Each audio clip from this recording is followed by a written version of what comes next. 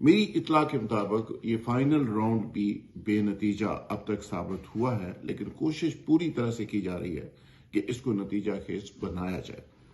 کیونکہ پاکستان کے مقتدر حلقوں کی طرف سے یہ وارننگ دے دی گئی ہے حکومت سازی میں شامل جماعتوں کو کہ اگر آپ نے موجودہ حالات کو سدھارنے کے لیے اپنی انا اور ناک تھوڑی سی نیچے کر کے حالات کو سنبھالنا نہ دیا اور آپس میں مل کر نہ بیٹھے اور پوائنٹ سکورنگ سے باز نہ آئے، تو اس کا نتیجہ پھر ایمرجنسی یا ڈائریکٹ مارشل لا یا الیکشن کے کالعدم ہونے کی صورت میں سامنے آ سکتا ہے۔ تو اس صورت میں کسی سیاستدان کے لیے بھی بہتر معاملہ نہیں ہوگا، لہٰذا آپ لوگ آپس میں بیٹھ کے کوئی راستہ ایسا نکالیں جس کے نتیجے میں ریاست کے امور چلائے جا سکیں، کیونکہ ریاست کے معاملات میں ڈیڈ لاک بہرحال نہیں ہو سکتا، تو ریاست کو ہر صورت میں چلانا ہے اور اس کے لیے پہلی آپشن سیاستدان ہے۔ اگر وہ مل بیٹھ کر معاملے کا حل نہیں نکالتے تو دوسری صورت میں جو میں نے پہلے عرض کیا تھا کل، وہ تین آپشن میں سے کوئی ایک آپشن اپلائی کی جائے گی۔ ایک اس میں ایمرجنسی کی آپشن ہے، ایک الیکشن کو کالعدم کرنے کی ہے، ایک ڈائریکٹ مارشل لا کی ہے۔ سپریم کورٹ سے اس حوالے سے کنسنٹ لینے کی کوشش کی جا رہی ہے۔ فائنلی یہ دعویٰ کیا جا رہا ہے کہ اس میں چیف جسٹس آف پاکستان بھی کہیں نہ کہیں آن بورڈ ہے۔ وہ سمجھتے ہیں کہ سیاستدانوں نے سارے نظام کو ایک طرح سے خراب کیا ہوا ہے، تو اس ملک کو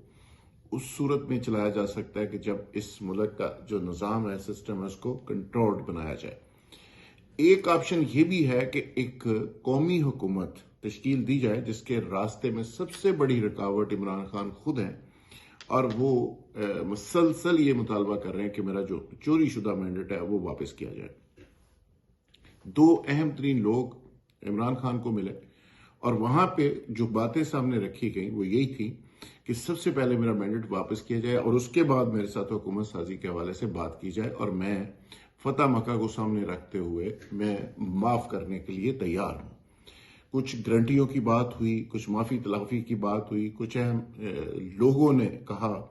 کہ ان کے معاملے میں کیا ہوگا، تو ساری باتوں کا جواب ایک دیا گیا کہ فتح مکہ کے بعد جو سچویشن ہوئی تھی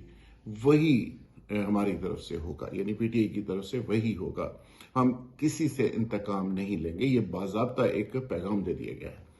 جب بات ہوئی کہ اس حوالے سے کوئی گارنٹی ہو جائے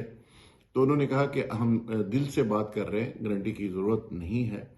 لیکن ساتھ ساتھ جو سب سے امپورٹنٹ بات ہے وہ یہ ہے کہ اسی معاملے کو لے کے چیزوں کو آگے چلایا جا رہا ہے۔ اب پی ٹی آئی کا جو مینڈیٹ تھا، جو چوری ہو چکا تھا، اس کی واپسی شروع ہو گئی ہے، ایک ایک کر کے اس کی واپسی شروع ہوگی۔ کچھ نوٹیفیکیشن معطل کر دیے گئے ہیں، اسلام آباد کے تینوں حلقوں کے نوٹیفیکیشن معطل کر دیے گئے ہیں۔ اسی طرح فارم 45 کی بیس کے اوپر بہت سے حلقے ایسے ہیں جہاں پہ ری کاؤنٹنگ، جہاں پہ دوبارہ سے اس کی انویسٹیگیشن، اس طرح کی آپشن لینے کے بعد ان کے نتائج ریورس ہوں گے، اور پی ٹی آئی کے زخموں کے اوپر کسی حد تک مرہم رکھنے کا بھی فیصلہ کیا گیا ہے۔ لیکن ایک خبر جو اس سے بھی زیادہ امپورٹنٹ ہے وہ یہ ہے کہ مختلف جگہ پہ کچھ آر اوز ہیں، کچھ ڈی آر اوز ہیں، وہ پر تول رہے ہیں کہ جس طرح کمشنر راول پنڈی نے ایک دھماکہ کیا ہے، وہ بھی دھماکہ کرنے کے موڈ میں ہے۔ ظاہری بات ہے، جس طرح کمشنر راول پنڈی لیاقت چٹھا کے بارے میں کہا جا رہا ہے کہ وہ بالکل مہینہ ان کی ریٹائرمنٹ کو رہ گیا، اس طرح کے اور کیسز بھی ہیں، لیکن وہ دعویٰ یہ کر رہے ہیں کہ وہ ریٹائرمنٹ کی وجہ سے نہیں، وہ ضمیر کے اوپر جو بوجھ ہے اس وجہ سے کر رہے ہیں، کیونکہ ان کا خیال ہے کہ وہ نارمل زندگی میں جب جائیں گے،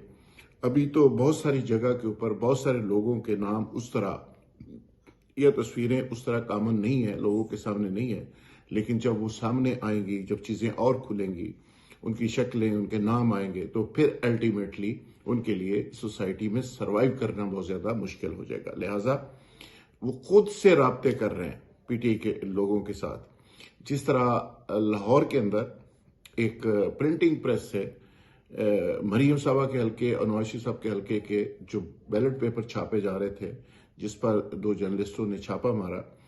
वो ये दावा कर रहे हैं कि उन्होंने जिस सोर्स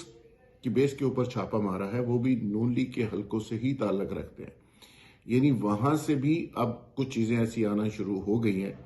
कि नून लीग के अंदर से किसी ने वो सोर्स बना, उसी ने जगह बताई, उसी ने छापा मरवाया और उसी ने बाद में उस वीडियो को लीक करवाया,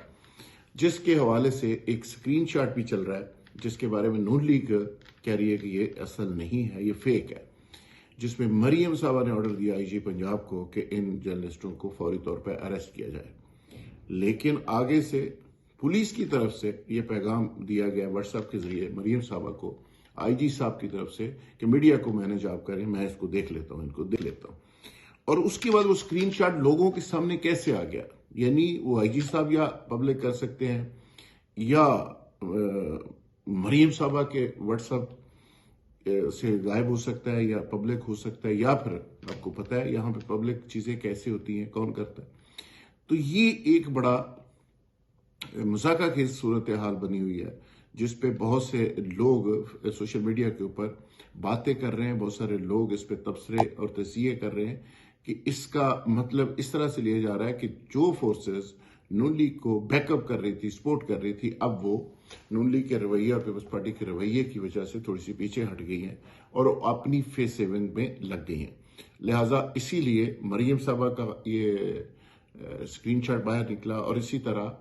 बहुत से और इश्यूज हैं जिसपे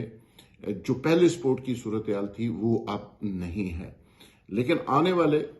36 घंटे बहुत इंपॉर्टेंट है जिसमें बहुत सारी डेवलपमेंट होगी, बहुत से नए बयानात आ सकते हैं और बहुत से नए धमाके हो सकते हैं जो सियासत का रुख तब्दील कर देंगे। बहुत शुक्रिया, थैंक यू वेरी मच।